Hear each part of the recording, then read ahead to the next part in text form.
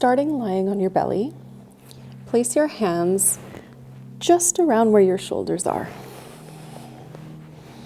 So first, just find a good position where your hands are under your shoulders, a bit out to the side. Your elbows are bent and back, and your spine is long. The front of your hips are grounded down into the earth. The back of your neck is long. And there's a bit of lengthening and a bit of energy there.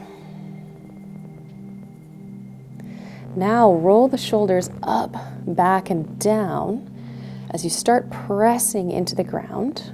A little bit of energy comes through that lower body as you lift the heart forward and up.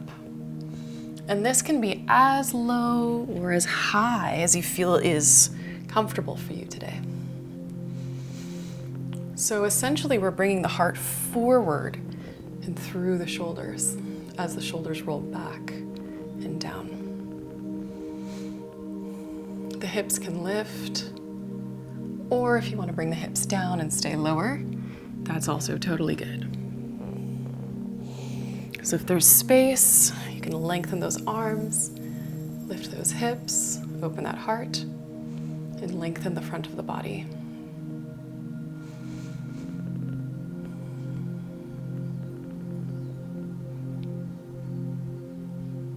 And when you're ready, rest down and do a counter stretch by pressing your hips onto your heels.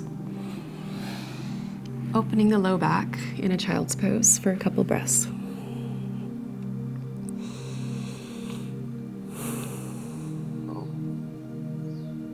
And when you're ready, round up to a neutral position.